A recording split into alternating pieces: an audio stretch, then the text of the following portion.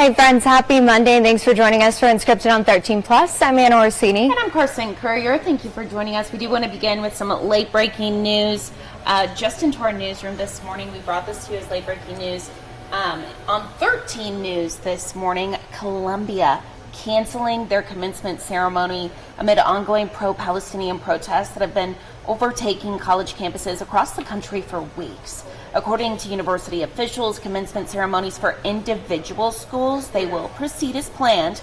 Columbia is still considering some sort of university-wide celebration, saying in a statement, quote, "These past few weeks have been incredibly difficult for our community. Just as we are focused on making our graduation experience truly special, we continue to solicit student feedback and are looking for the possibility of a festive event on May 15th to take the place of the large formal ceremony." Now, an estimated 15,000 students were planning to graduate in separate outdoor ceremonies on May 15th. Over the weekend, we know that police arrested nearly 70 people at Chicago's Art Institute and at the University of Virginia. Police sprayed a chemical irritant to help arrest roughly 25 protesters there. They also tore down tents. So across the country, more than 2,000 demonstrators have been arrested in recent weeks. That includes nearly 300 at New York City campuses. The city's mayor says roughly half of those arrests were actually not students. So again, just continuing to track kind of the fallout from the campus protests across the country, and also keeping an eye on what's happening here at home. We haven't really seen any major events since the ones that we saw last week. Of course, we'll let you know how it impacts the University of Arizona. And switching now to some national news, we know in an update to Trump's ongoing hush money trial in New York, Trump was fined another $1,000 this morning for violating his gag order. The judge also warned the former president that additional violations could result in jail time. It marks the second time Trump was sanctioned for inflammatory comments about witnesses since the start of the trial last month. We know just last week Trump was fined $9,000 for 9 violations. Trump denies any wrongdoing related to the 34 felony counts of falsifying business records. As we mentioned, they are threatening jail time if he does come out and speak again and break this gag order. So it is something that we'll be watching throughout the week. Now, something else we've talked a lot about recently, of course, what's going on with the Israel-Hamas war, and evacuations of eastern Rafah underway after the Israeli army told Palestinians to get out immediately. That's according to an Israeli Defense Force statement. Now, people were told to move to Mawasi, which is an Israeli-declared humanitarian area near the coast. The army said it had expanded assistance into the area that includes field hospitals, tents, food, and water. The announcement comes amid fragile ceasefire talks and ahead of a highly anticipated ground invasion that Israel has been vowing to undertake for months. Now, we know an Israeli official said yesterday that Hamas wasn't serious about a deal and warned of a powerful operation coming to Rafah. Last week, Prime Minister Benjamin Netanyahu said there would be an incursion into Rafah no matter what. Even if a truce for hostages deal is struck, he said, quote, "We will enter Rafah and we will eliminate Hamas's battalions there, with or without a deal to achieve the total victory." So again, we'll keep watching this for you. We'll keep you updated with any new information. Now, here at home this week is expected to be a pretty critical week for the future of House Speaker Mike Johnson. Republican Congresswoman Marjorie Taylor Greene of Georgia says she plans to introduce a resolution calling for him to be ousted. Now, she's unhappy that Johnson pushed through a foreign aid package last month that helps Ukraine, Israel, and Taiwan, and says that Johnson has compromised too much with Democrats. Now, it's unclear how many Republican members will end up siding with her. Many Republicans oppose the push to oust Johnson and do not want to see the conference devolve into bitter infighting like it did after former House Speaker Kevin McCarthy was ousted last year. Meantime, House Democratic leaders say that they will vote to kill Greene's plan and try to keep Johnson as Speaker. So we'll keep watching that for you. Something that is just devastating that happened over the weekend, or essentially it's been happening really for a long time. Now we're really just seeing the impacts of the flooding in Texas. We know 40 million people are at risk of severe storms today through Wednesday, including what the National Weather Service warns could spawn intense tornadoes. Hundreds had to be rescued in the Houston area over the weekend after the worst flooding the city has seen since Hurricane Harvey. The storms have prompted disaster declarations in over a third of the state's counties. Now, we know that a 4-year-old boy was also killed during intense flooding in Fort Worth. Today, a rare high risk for severe thunderstorms has been issued in the central United States. That's covering parts of Oklahoma, Kansas, and Oklahoma City. It continues a nearly 2-week-long streak of severe weather here in the U.S. so far. There have been more than 550 tornado reports just this year. And here at home, definitely a different situation. We are dry, we are warm, but the good news is that a little birdie told me that today is going to be the best day of the week. So we have 13 First Alert forecaster Allie Potter here with us. Allie, yesterday the winds were just crazy. I know, they were. So at least those are gone. Right, a slight little breeze in the mix, Okay. right? But like the coolest day this week. I love it. Oh, so nice. Honestly. Yeah, we'll warm up about 10 degrees or so in the next couple of days. So Okay. get out and enjoy right now, especially 66 right now in Tucson, 64 for Sierra Vista, 64 in Wilcox, hey to you in Safford, 69, 68 for our friends in the Marana area. Take a look at what the rest of our day is going to be shaping up to be like. By noon, only 77 degrees. By 3 o'clock, 82, 80 degrees by that 6 o'clock hour. Really nice, and our radar is dry and clear. We're not tracking any type of rain, of course, no snow in the mix at all. However, our friends to the north are experiencing that, in fact, and that we will see a little bit of remnants from that. We'll see those cooler temperatures along with those gusty winds by Wednesday, and that's all because of the storm system to the north. Now, if you're going, I really want to see rain, well, you know, we do too, but Flagstaff will definitely see it, though, as we head into the rest of our week, but then we will see a little bit of a temp drop, but not too much. Our friends in New Mexico will see some nice rain and some mountain snow. A little bit of breeze in the mix today. We could see gusts up to 20 miles per hour for Tucson, 29 in Benson, 23 for Sierra Vista, 24 in Nogales. Breezy conditions tomorrow, picking things up. In fact, gusty winds on your Wednesday. Now, as of right now, we don't have a wind advisory in place or a red flag warning like we saw yesterday. But if that is issued by the National Weather Service, we'll be the first to alert you.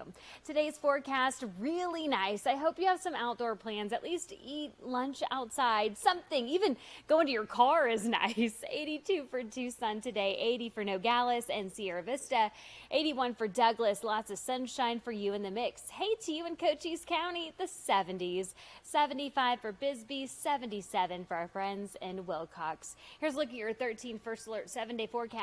82 degrees. The 90s do make a comeback by Tuesday. Wednesday, we will see those gusty conditions. 89 degrees on Thursday. Then the 90s for the rest of the work week heading into our weekend.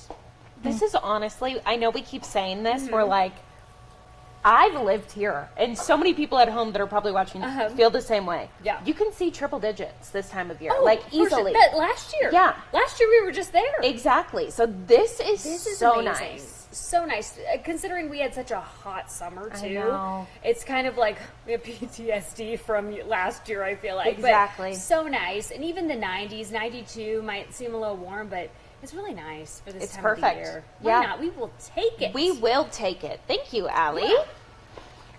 Something else that we're keeping an eye on here today at home, we're expected to find out who will fill the city of Tucson's Ward 6 council seat. Now, this comes following the resignation of Steve Kozachik. You may remember he gave up his seat to oversee the contracts for the new Mosaic Quarter. That's that multi-billion-dollar sports complex that the county approved for Keno Sports Park South. So the mayor and council already submitted their top choices for the seat. 4 applicants were then chosen to make public pitches at today's special meeting.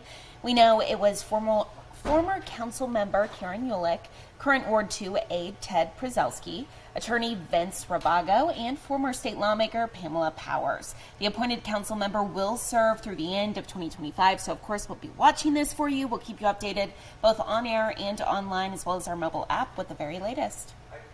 And happening right now, researchers at the U of A are kind of discussing new ways to teach with artificial intelligence. I don't know how I feel about it. It's a lot. So they're using a bot, an AI bot at the U of A to help med students learn, like bedside manner, what questions to ask patients, and to help them get better at their own careers. So I'm kind of with you. I don't know how I feel about this. I Yeah. see both sides of the argument, right? I think it's supplemental if you're using it for teaching, but we already have an issue with people feeling like there's not enough bedside manner and that their doctor, isn't necessarily providing the same type of care they used to be. So it's Exactly. like, I don't want to go tell a robot about my medical issues personally. I really don't either. But But here we are. supposedly, according to Jack Cooper, he's going to talk about this here shortly, he says that this AI bot can actually help with bedside manner. So, I don't know. We're still in the very early stages at the University of Arizona, but they say it will be revolutionary. So we'll see. We'll go ahead and listen into what Jack learned about this new AI bot that's being rolled out at the University of Arizona. This bot is still a work in progress, but once it's actually fully ready, it'll be available 24/7 to help students really with whatever they need, really with just a click of a button. For example, right now it can help students with the interview process. That's when you first go into the doctor's office and they're asking you questions about what's going on. The bot can give a student feedback, let them know what questions they might have missed or how to better talk to a patient. The first stage is going to be ready for students as soon as next semester, but there are still some things that need to be worked out before the final bot launches. I think this is probably the most exciting time to be in medical education because this is going to be a revolution. So this is going to really change the landscape, and we have to get used to it, but once we get used to it, I'm hoping it'll be a lot better. Eventually, leaders are hoping that this can kind of turn into something that's almost like an avatar online and follow a student throughout their college journey. For example, when they're a freshman, it'll help them understand the basics. They get to their final exams and they get up to senior year, it'll help them with that as well. It will even be able to help them through med school. More details are up at KOLD.com. Reporting at the University of Arizona, I'm Jack Cooper, 13 News. Meanwhile, at the U of A, we are about 5 days away from commencement, and despite concerns about all the campus protests, the ceremony here at home is still on, which is great news for all those students that are going to be graduating here shortly. We know about 8,000 bachelor's, master's, and doctoral and professional degrees will be given out.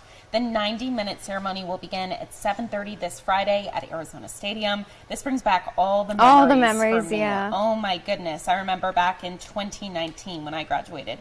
This event, they go all out. Oh, it's very fun. I went for my cousin's graduation the year before, 2018. I believe, maybe 29, I don't know, whatever year he graduated. And it's really fun. Yeah, just a good atmosphere, a good place to, watch a graduation, 7:30 at night. It could be, in the middle of the afternoon, which it's not, so it's nice out there.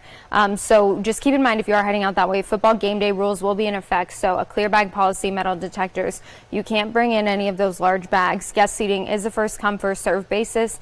No tickets are required. So congratulations to everyone graduating this Friday. Congratulations. And this is super fun. This is really cool. This is like the news or the news of the newsroom this morning. The news of the day here. There you go. At KOLD. So we know ahead of the official announcement this afternoon, we now know the new sponsor of the Arizona Bowl. Its new name, you might ask, the Snoop Dogg Arizona Bowl presented by Gin and Juice. Who would have thought? Not me, but Me either. Snoop Dogg tweeted out something yesterday saying like, bear down, I'm coming, Coach Brendan. Everyone was like, that's weird. What is he talking about? And now it makes sense because he's the new sponsor of the Arizona Bowl. So he made that announcement on Twitter about 20 minutes ago. It comes after the Arizona Bowl parted ways with Barstool Sports following the 2023 game. That was the third sponsor of the annual bowl game. Nova Home Loan sponsored the bowl from 2015 to 2019, and in 2020 it was OfferPad. So it's unclear why this change was made, but the Pima County Board of Supervisors have been against the brand. They actually pulled about $40,000 in annual funds back in 2021 due to some inflammatory statements made by Barstool Sports founder Dave Portnoy. So I'm very interested to see the response. So here's the thing is that like you look at a brand like Barstool and you're like, that's a cool brand to sponsor a bowl. So I was like, honestly, it doesn't get like more relevant, I felt like, to college kids than like Barstool. 100%. But then like bringing in Snoop Dogg and Gin and Juice, I'm like, wait, that might actually be better. Like, I didn't think it was possible to pull off. I think the college students, the football players, are going to love this. Absolutely. What I'm wondering is, I know, as you just mentioned, the county, they pulled $40,000 in annual funds when they figured out it was Barstool Sports. So just because of some messages that Dave Portnoy, the head of the company, has made before. So I'm wondering how they'll feel about Snoop Doggy Dogg. So, aside from his extracurricular activities, I think that with Dave Portnoy, and like I could just be speculating here, it was more because of some political beliefs and messages he shared in the past. Whereas Snoop Dogg, I don't even know what his beliefs are, aside from the fact that like he likes to have a good time. Every day should be 420. That's like pretty much his platform. So it is true. So we will see. Yeah, it's cool though, and I think he's like a generational figure that like everyone can kind of get behind. We know him, like our parents know him. I don't know, it's cool. And they'll have gin and juice at the bowl, at the Arizona Bowl, Snoop Dogg Arizona Bowl. Lots of things to look forward to, friends. So again, that announcement just coming into our newsroom, but the official announcement going to be later this afternoon. Yeah, 1:30 this afternoon. So of course we'll let you know what comes out of that. Also hoping to maybe see Snoop Dogg there. Get his own thoughts. That would be so cool. Yeah, I'd be like, where is he right now? So taking a live look outside on this beautiful Monday, again, 82 degrees, not too warm at all. So if you have anything that you wanted to do outside this week, today is probably the day for you to do that. Exactly. Take the dog for a walk. Just enjoy all the beautiful temps and conditions that Tucson has to offer. Going to be warming up a little bit later in the week, but as Anna said, not too bad at all. We will take it. So thank you so much for watching this morning. Tune in tomorrow at 9:30 for Unscripted on 13 Plus. Have a great day.